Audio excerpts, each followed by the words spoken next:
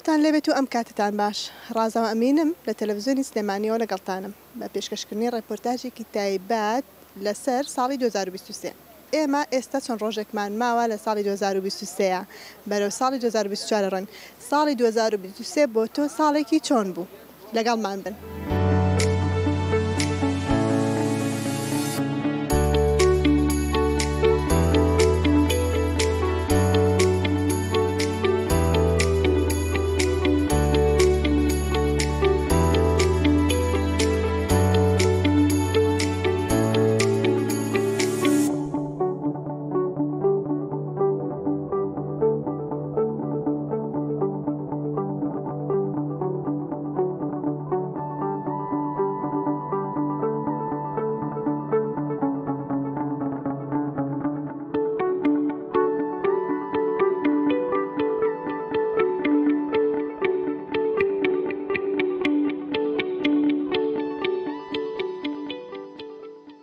سڵاو لەبێ ساڵی 2023 بۆ تۆ ساڵێکی چۆن بوو؟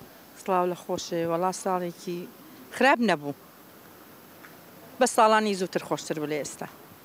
خراپەکەی چۆن بوو؟ وەڵا بڵێم چێت بەرەو خراپی ئەڕوا ڕۆژ بەڕۆژەوە نییە نەبوونی و هیچ شتێک وەکو خۆی نەماوە ئەوەیە. ئەنی بەڕای تۆ هەر ژمارەکانن ئەگۆڕێن یانەوە ژیان ئەگۆڕێ ئەوە خۆمانین ئەگۆڕین؟ ژیان ئەگۆڕێت. ناوڵە ژیان ئەگۆڕێت ڕۆژ بە ڕۆژ ژیان ئەگۆڕێت قورسترە بێت هەر ساڵە بە قورسیێتەوە بۆ قورسە بێ بڵێم چی ساڵ بە ساڵ قورسە بێت.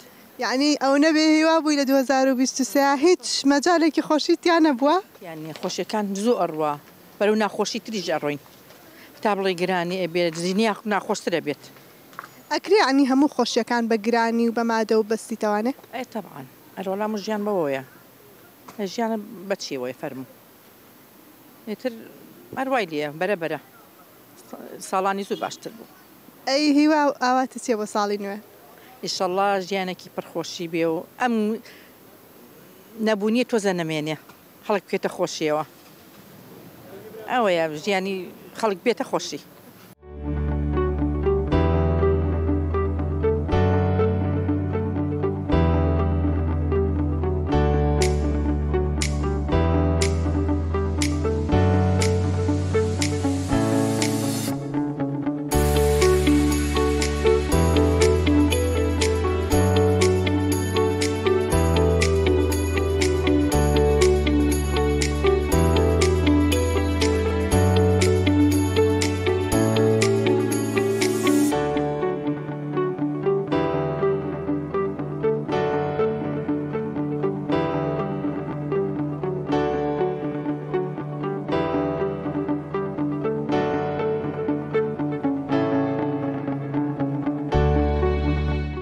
مامەگیان سڵاو لێبێ ساڵی 2023 ساڵێکی چۆن و بۆ جەنابێت؟ بەخێر بن وەڵا ساڵێکی جاڵم چۆن بوو بەخوا خۆش و بەرەکەتی نیەش حکومەتی عێراق خەڵک هاوارێکی بانەوتەکە بە بڕۆبانەوتەکە بە ڕۆتاوەری معاشەکەمە بۆ نامێرێ ئێمەش گیرمان خواردووە موچە خۆر نییە سەوە تا فیستیڤالمان کردێتەوە دەستخۆشی لەو پەرزاناکەمە فیستیڤاڵی کردێتەوە بە حەقەت یعنی خەڵک بێزارە لەبەرەوەی موچەنیەجی ناوەڵی ساڵەکەی تا بڵێن خۆر بوو بەڵام دووشت ئێمەی کوتاوە یەکەم بێمەعاشی دووەم بێبارانی جار ئێستا باران نەباریوە جوتیار هاوارێتی تێگەی ئەبێ هەوڵی جوتیار بخۆین خەمی جوتیار بخۆین تێگەی موچەنیە بێ خەمی فەقیر بخۆین. هیوا خوازی بارودۆخی بە ئام کوردستان چۆن بێت لە ساڵی 2024؟ وەڵای من داواکەم ساڵی 2024 بەڕاستی ئەم حیزبانە یەکگرن ئەگەر یەک نەگرن بە ذاتی خوا دەستمان دەبنی هەمانەکە دەچێت بە ذاتی خوا و ئازادیەمان نامێنێت کە لەگەوتی هەویاتکم بە ذاتی خوا من خۆم دوابەنی نۆکم نامن دەراتوە ها بۆی بزانن سوێن بەخوامان لێتەوە لێرە و داوایان لێەکەم بیکەن بە خاتری خوا یەکگرن بیکەن بە خاتری خوای تر بەسە.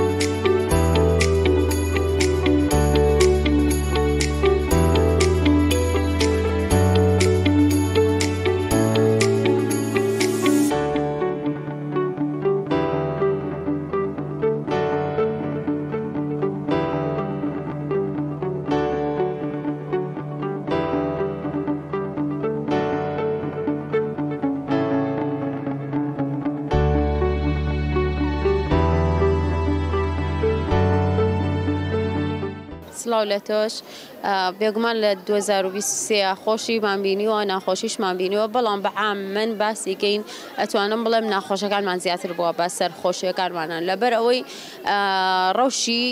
ڕەوش و بارودۆخی ئێستای ئێمە زۆر ناخۆشە یەکەمێنی مناڵمان دواکەوتووە لە قوتابخانە دووەمێنی موچەیەک نییە مامۆستا چ مۆزەف چ هەموو ئەم بابەتانە هەمووی کۆبۆتەوانێ و بابەتەکە گشتیشە نەک ئەوەی کا بڵێ بابەتێکی تاکیە تا بتوانین خۆمان چارەسەری بکەین.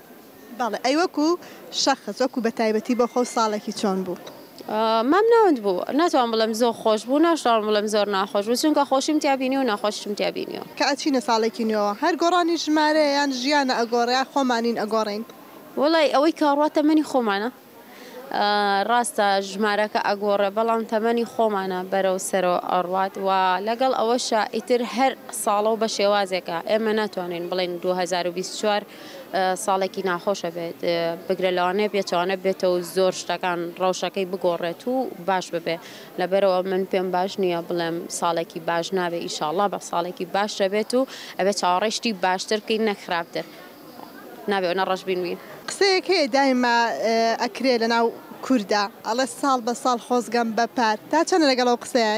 وەڵاهی وایە یعنی ئەڵێن وایە ئەڵێن ینی خۆزگەمان بەپار جاری وا هەیە مانگ بە مانگەڵین خۆزگەمان بە مانگی پێشووتر چونکە بۆ ئێمە وا ئەڕوات زۆر شتەیە ئەمەنە دوا شتەکانمان دواکەوتووە ئەگەر هەموو شتەکانمان لە جێ خۆیان بێ و لە کاتی خۆیان بێت واناڵی.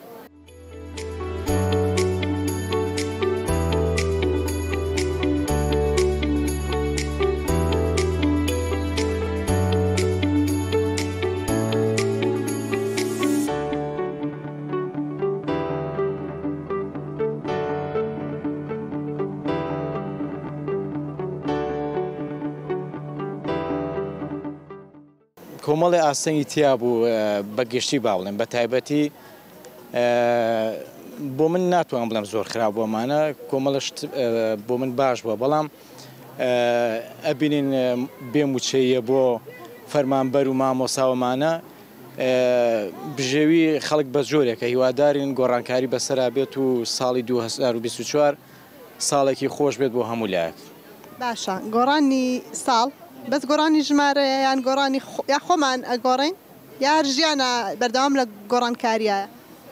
گۆڕانی ژمارەیە ئیتر ژیانە لە بەردەوامیە بێ خۆمان گۆڕین ئەبێت برەو بە ژیان بین هەوڵ بین بە جۆرە بێژیان کە هەموو لایەک بەرەو خۆشی بڕوات و دووربین لە ئاستەنگەکە.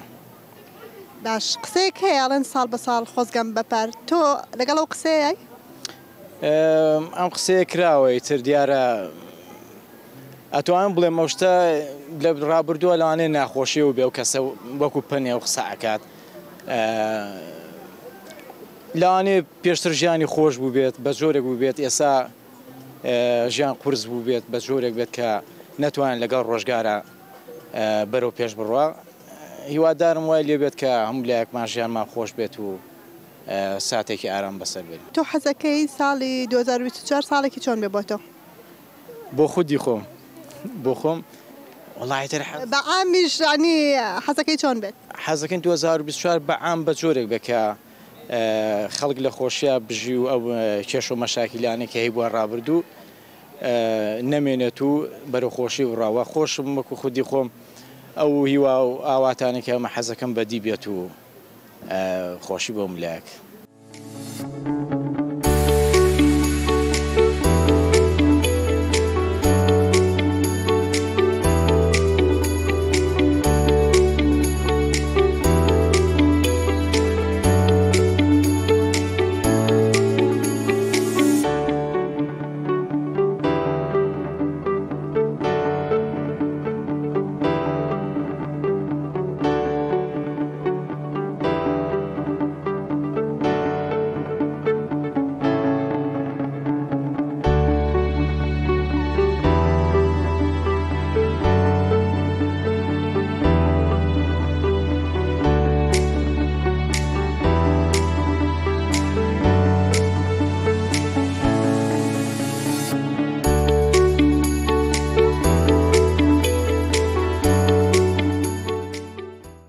بەلای منەوە زۆر خۆش بوو هیوادارم ساڵێکی کەش بەڕێوە بێ وەکو ساڵی 2023 خۆش بێ.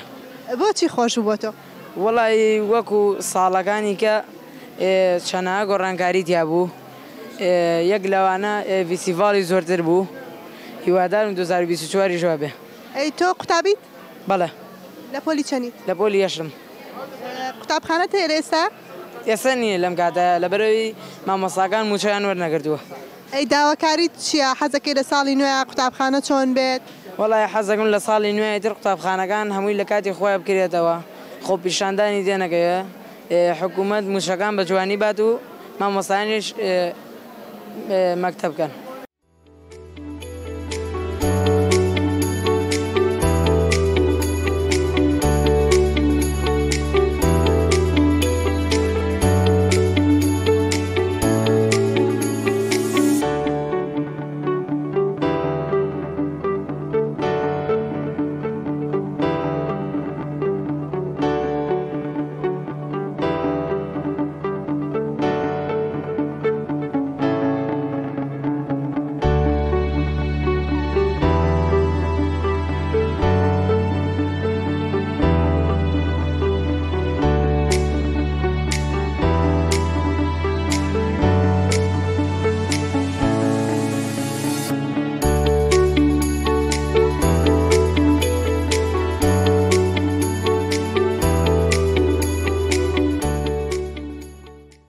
سڵاو لە ئێوەش سەرەتا بەخێر بێن. پێم وانە ساڵی 23 ساڵێکی باش بوو بێ. سپاس بۆ خۆی گەورە، یعنی باش بوو، بەڵام ساڵێکی پڕمەینەتی بوو، ساڵێکی نامەتی بوو، ساڵێک بوو ئەتوانم بڵێم بۆ تەواوی چین و توێژەکان ساڵێکی پڕ ناخۆشی بوو، بەڵام ئیتر دەسەڵات نیە بێ هەر بڵین باشە. ئەی ئەمە گشتی باسی کرد، ئەی بە تایبەتی بۆ تۆ ساڵێکی چۆن بوو؟ سپاس بە خۆی تاقانە، بۆ خۆم ساڵێکی زۆر باش بوو، زۆر دڵخۆش بووم. هیوادارم ساڵی 2025شمان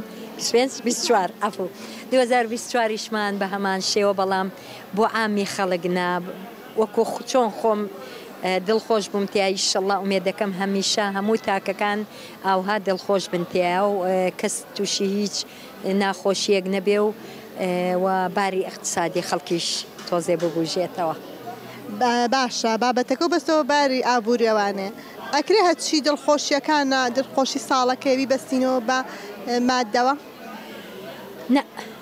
نا ئێستا من وتم من سپاس بۆ خۆی تاقانەکە من دڵخۆشم، من مەبەستم مادە نییە، ئەتوانین بە نان و ئاوێک بژین، بەڵام دڵخۆشی ئەوەیە کە تۆ ئازیزانت تەندروست بێت لە دەوروبەرت، دڵخۆشیەوەیە کە خەڵکەکانی دەوروبەرت چۆنەڵێ ئەو هاوڵاتیانەی کە لە خۆتەوە نزیکن، ئەو هەرێمە ئەو وڵاتە هەمووی دڵخۆش بێ بەیەکەوە، ئەمە مای دڵخۆشی عامە، بەڵام ناتوانین بیبەستینەوە بە مادە هەموو کاتی ئینسان دڵخۆش ناکە. هەیە زۆری هەیە، زۆر مادەی زۆرە، بەڵام لە هەمان کاتا دڵی خۆش نییە. ڕۆشتنی ساڵەکان ڕۆشتنی تەمەنی خۆمانە یا ڕۆشتنی ژیانە یا هەر ژمارەیە ئەگۆڕێ؟ لای تۆ چۆنە؟ لای من ژمارەیەکە، من چووکە شاخەوانم، هەستەکەم ژیان دەقە بە دەقا هەر خۆشە و تر هەر ئەو زەمانەیە کە تیا ئەژیم، بەڵام هەرچەنە ئیتر بمانەوێ نەمانەوێ یێت ئەڕوا زەمان لەسەر کەس ناوەستێ. چرخەکەی ئەمەنە سەریع زۆر بە سەریعە، بەڵام من وەکو خۆم هیچ حساب بۆ ساڵ و بۆ تەمەن ناکەم. سپاس بۆ خوا هەمیشە بەو شاخانەوە. هیوادارم هەموو تاکێکی کورد دڵخۆش بێ، هیوادارم ساڵی 2024 ببێتە ساڵێک هەرچەنە ئەمە قسەیە و ئەیکەین، بەڵام هیوا خوازم لە خوای تاقانە کە ئیشەڵڵا ببێتە ساڵێکی پڕخێر و بەرەکەت و خۆشی و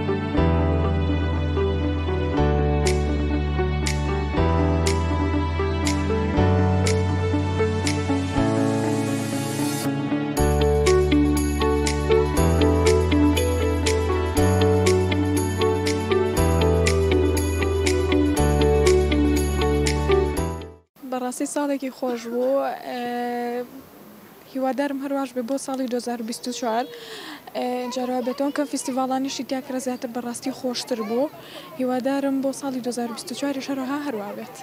بۆچی خۆش بووە تۆ؟ وڵای چالاکی زۆری تیاکرا و تر لەبەرم شتانە.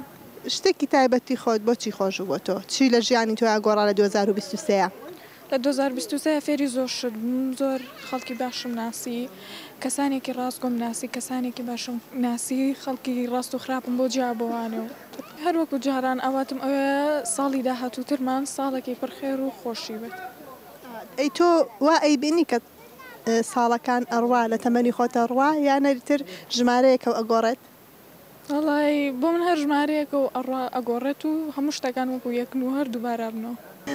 بەڵێ بینەرانی ئازیز بەم جۆرە هاتیە کۆتایی ڕێپۆرتاژی ئەم جارەمان کە تایبەت بوو بە ساڵی 2023 هەتا بێگەشتنەوەیەکی ترمان بەخوای گەورەتانە سپێرم.